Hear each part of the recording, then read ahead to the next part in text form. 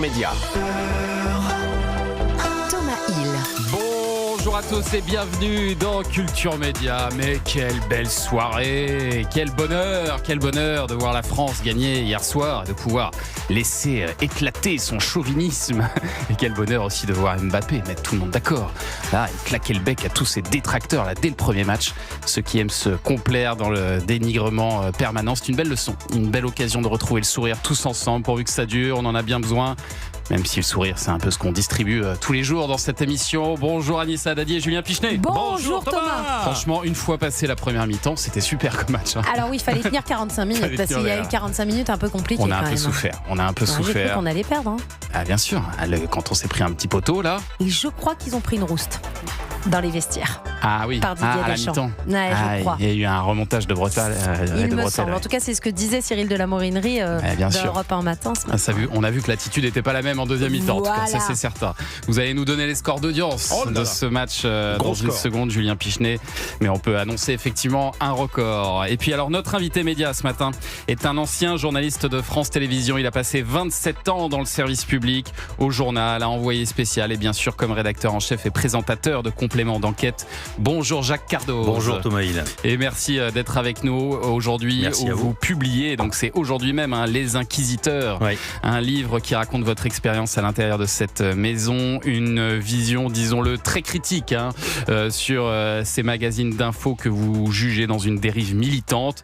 Vous revenez aussi, Jacques, sur votre année dans l'équipe de Cyril Hanouna, ce fameux reportage, enquête de compléments que l'on n'a jamais vu, qu'on ne verra peut-être jamais, mais vous donnez là aussi quelques explications.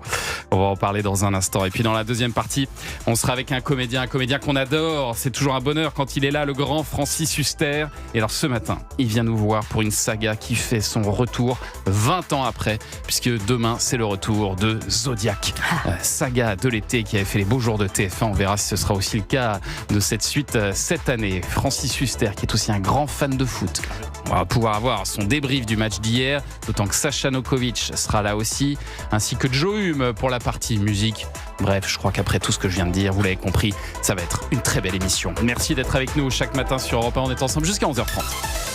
10h, 11h30 sur Europe 1. Culture Média. Thomas Hill. Et on démarre cette émission avec le journal des médias de Julien Pichenet. De quoi on va parler ce matin, Julien ? Eh bien, de la Coupe du Monde, bien sûr, et de cette chose qui agace de nombreux supporters. De quoi s'agit-il ? Et puis on parlera aussi d'un point de bascule dans la manière de s'informer. Aujourd'hui, les réseaux sociaux montent en puissance. Il y a une stat qui va vous faire réagir, sans doute. Mais d'abord, place donc aux audiences. Et on commence quoi ? Par le carton de la soirée ou par les flops des autres ? Non, on va commencer par le gros score de la soirée, la victoire des Bleus face au Sénégal. Près de 14 millions de supporters ont suivi le premier match de l'équipe de France hier soir sur M6. 60% du public, voilà des parts de marché qu'on n'a plus l'habitude de voir depuis des années. C'est mieux qu'en 2018, c'était 12,6 millions. C'est mieux qu'en 2022, c'était 12,5 millions.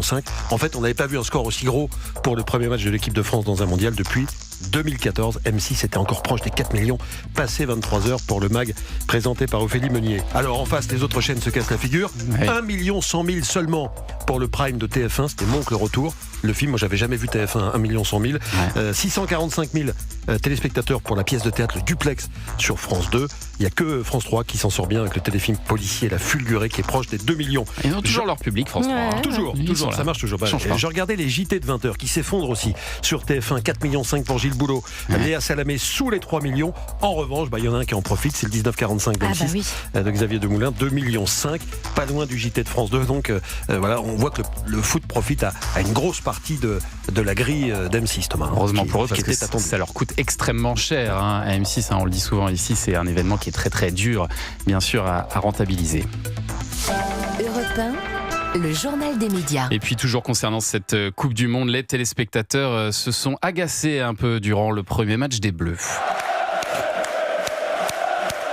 Alors, ils ne se sont pas agacés parce qu'il n'y a pas eu de but lors de la première période. On l'a dit, près de 14 millions de téléspectateurs pour ce premier match des Bleus face au Sénégal. Et il y a pas mal de spectateurs, sans doute, qui ont découvert les désormais fameuses pause fraîcheur. Il y en a 2 par match, une dans chaque période. Elle dure environ 2-3 minutes. C'est la FIFA qui les impose officiellement pour protéger les joueurs de la chaleur. Alors en général, les coachs en profitent pour faire passer quelques messages à leur équipe. C'est surtout les télés qui se frottent les mains parce que ça leur permet de glisser quelques écrans pubs supplémentaires. Hein. Ici, une pub pour un shampoing, là, une pub pour un fromage. Voilà, vive les pauses fraîcheur. Mais les téléspectateurs, ils comprennent pas très bien. Déjà, il faisait 25 degrés à New York hier, donc pourquoi une pause fraîcheur alors que les températures ne sont pas extrêmes. C'est amusant d'ailleurs parce que sur M6, les commentateurs, ils justifiaient la pause fraîcheur en disant non, là, il fait vraiment chaud là pour les acteurs de ce match. Je crois que c'est important. On rappelle que c'est une nouveauté de cette Coupe du Monde, ces pauses fraîcheur. Alors j'ai regardé quelques réactions sur les réseaux sociaux. Déjà la pause fraîcheur, on dirait que ça joue depuis 2 minutes seulement. Ça, c'est ce qu'a dit un fan sur X. La pause fraîcheur, c'est vraiment du foutage de gueule. Se plaignent plusieurs téléspectateurs. Bon, il va falloir s'y faire parce que ce sera à chaque match. Certains disaient même c'est agréable d'avoir un peu de foot entre 2 pauses fraîcheur. C'est surtout une pause de la FIFA pour faire rentrer les sous. Bien sûr. Oui, c'est évident. Mais en tout cas, ça n'a pas entamé votre bonne humeur, Anissa Haddadi, ni celle de Dimitri Pavlenko, que Laurent Tessier a fait chanter ce matin une chanson à la gloire de Michael Olysée, qui a été excellent hier soir face au Sénégal. Michael Olysée, Michael Olysée, le ballon lui obéit, une belle passe, c'est la folie, et il n'a plus qu'à faire marquer Kylian Mbappé. Est-ce qu'on n'aurait pas là le tube de l'été? Magnifique chorale, c'est superbe. Au réveil, ça a dû faire souffrir les gens. Désolé. Présentez vos excuses effectivement. Désolé à tous les auditeurs d'Europe 1, pardon. Bon, la virgule? Non, on l'a pas la virgule. Ah si, on a la petite virgule. Et alors en parallèle de la Coupe du Monde, la famille du journaliste Christophe Glaise, qui est détenu en Algérie, regrette le manque de soutien de certains joueurs. Le président de la Fédération française de foot a répondu. Christophe Glaise, ce journaliste sportif français condamné à 7 ans de prison par la justice algérienne pour apologie du terrorisme, alors qu'il faisait simplement un reportage sur le foot algérien pour un magazine français. Dans quelques jours, ça fera 1 an qu'il est derrière les barreaux. Les figures du foot français vont-elles s'exprimer sur le sujet? Vont-elles demander sa libération? Hier, le président de la Fédération française de football, Philippe Diallo, a rappelé que les joueurs avaient la liberté de ne pas s'exprimer.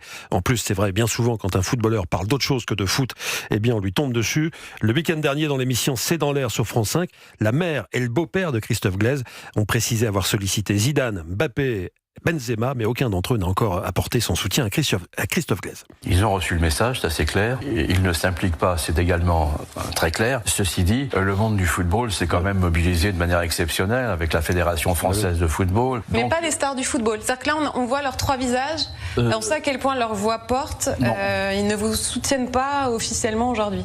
Non, on le regrette, mais on ne va pas trop le regretter. C'est la Coupe du Monde, donc on ne va pas leur porter la poisse pour les matchs. On les soutient, mais bon, c'est vrai qu'on aurait espéré un petit geste.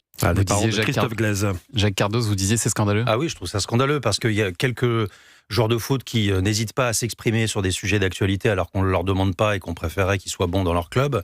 Et lorsqu'il y a vraiment une cause qui nécessite pour le coup qu'on se serve de la notoriété d'un joueur de foot pour faire bouger les lignes, ils sont pas là. Et ça, oui, je trouve ça vraiment scandaleux. Pourquoi ils sont pas là, à votre avis?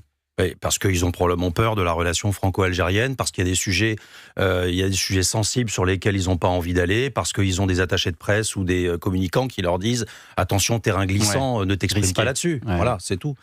C'est dommage. Un autre sujet qui va vous intéresser, Jacques Cardos, on vit un moment de bascule là vraiment dans les médias. Pour la première fois, les réseaux sociaux et les plateformes vidéo sont devenus le premier moyen de s'informer dans le monde. Écoutez, cette statistique, selon un rapport de l'Institut Reuters, 54% du public mondial s'informe désormais sur les réseaux sociaux plutôt que sur les médias traditionnels comme la télévision, la radio ou la presse.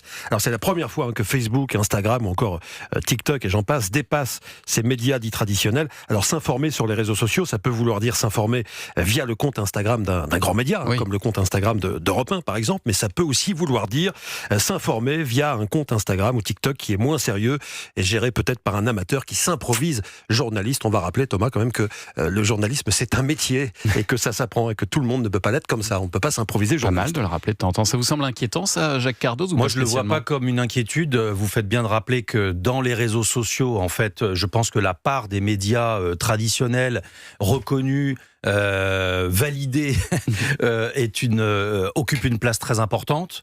Et c'est aussi important, je pense, pour eux, pour le conformisme et pour le miroir, et ça fait écho directement au livre, c'est important aussi de se confronter à l'opinion et à des tentatives, j'ai envie de dire, de journalistes amateurs, mais c'est aussi des journalistes qui peuvent aussi faire bousculer les choses. Donc, journalistes avec, entre guillemets, mais ce sont des relais d'opinion, plus exactement. Donc, non, moi, ça m'inquiète pas. Et on va continuer effectivement à en parler dans un instant avec votre livre, Jacques Cardoz. Merci beaucoup, Julien, pour ce journal des médias. Allez, restez avec nous. Thomas Hill, vous le disiez, vous recevez Jacques Cardoz, ancien présentateur et rédacteur en chef de Complément d'enquête, pour son livre qui sort aujourd'hui.